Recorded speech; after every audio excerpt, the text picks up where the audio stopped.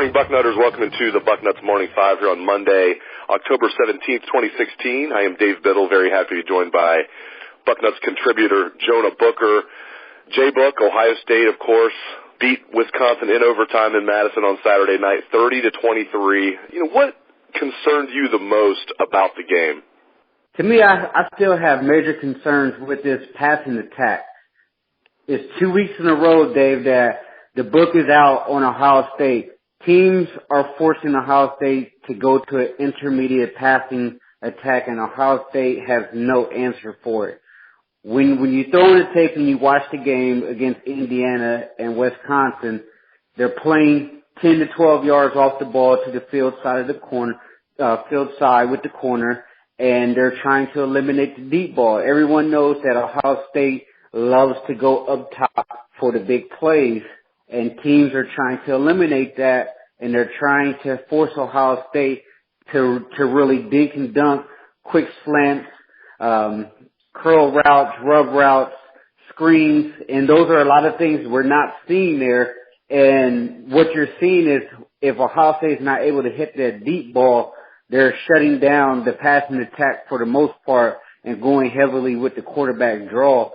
And as the season goes on, playing against Michigan State, Penn State, Ohio State's going to have to find some type of semblance of a legitimate passing attack. Very well said.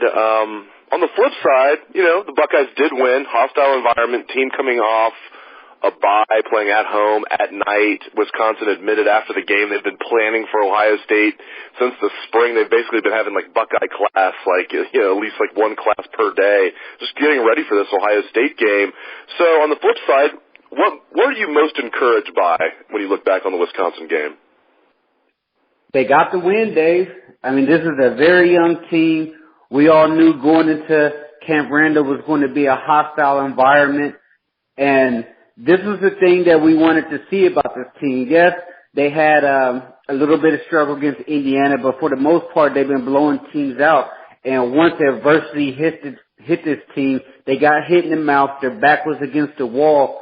How did they respond? And they responded by getting a win. That's all you can ask for at the end of the day. Yes, there are a lot of things that we all want to see them do better at. There are a lot of things that frustrate the heck out of everybody, especially the constant quarterback draws. But this team, they're going into Penn State undefeated right now, ranked number 2 in the polls. You have a very young team that's starting to grow up. They got challenged, they got hit in the mouth, and they responded. Hey, you touched on this a little bit with the constant quarterback draws. I think a lot of Buckeye fans are frustrated with that, but that is, I guess, the bread and butter of the offense. But just your thoughts in general on the offensive play calling for this team.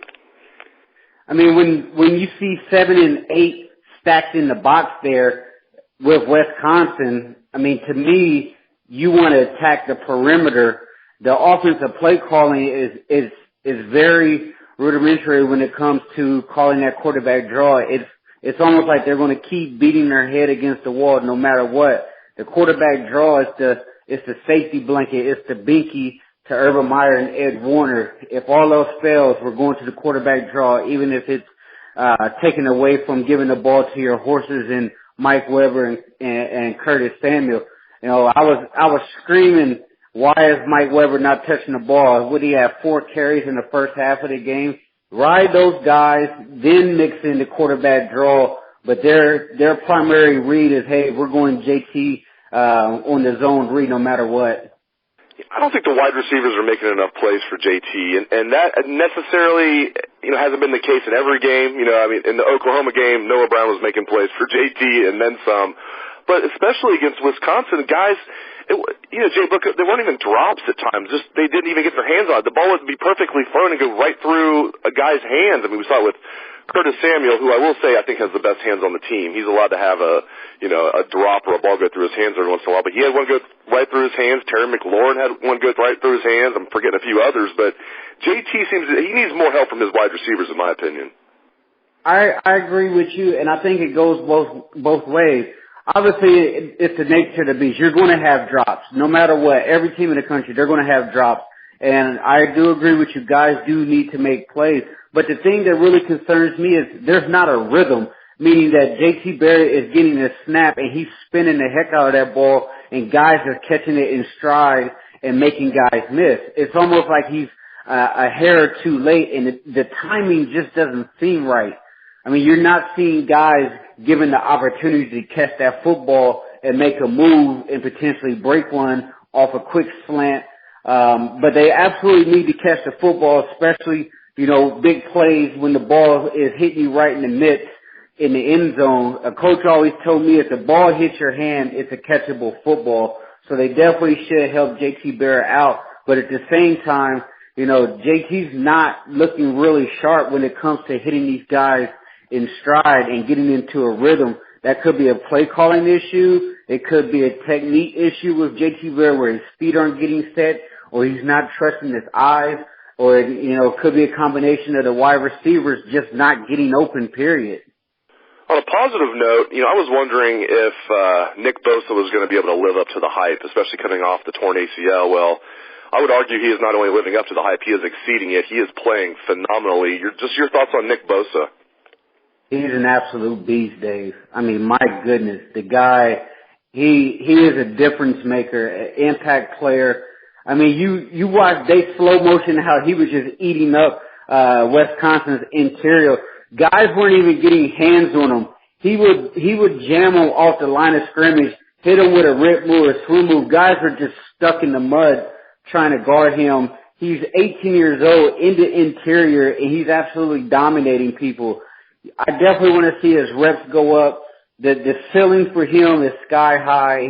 He's looking like he's going to be a potential All-American as long as he can stay healthy, but I'm glad he's a Buckeye. I mean, the argument is he better than Joey at Joey's age when Joey was a true freshman? And I almost have to say yes. I mean, Joey was outstanding, but he's coming in with a polished arsenal of moves for a true freshman, which is very impressive. So it's also impressive as Ohio State is favored by 20 points at Penn State at night in Happy Valley. Nittany Lions coming off a bye. We've seen this story recently. It seems just like we saw it on Saturday night because we did. I don't think Penn State's as good as Wisconsin, don't get me wrong, but still 20 points. I saw that, I was like, wow. Now I know Vegas is not trying to predict the score. Obviously, they're trying to get money on both sides. I get that. But still, favored by 20 points over Penn State. I tend to think that's going to drop as we get closer to kickoff. Your thoughts? 20 points is a lot. 2 weeks to prepare for Ohio State. As just like Wisconsin said, this is their big bowl game. This is their marquee game. It's going to be a whiteout. The atmosphere is going to be live. I mean, there's no telling what they're going to throw at Ohio State after those 2 weeks. Penn State's feeling pretty good about themselves. They went into a bye game after smacking Maryland. Barkley is probably one of the best running backs in the Big Ten.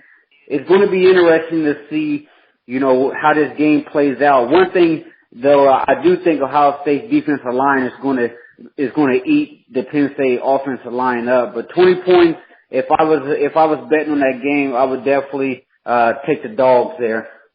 I like it. Taking the Buckeyes on the road, minus 20. Great stuff as always out of my man Jonah Booker. You can catch his column every week. It's Outside Columbus.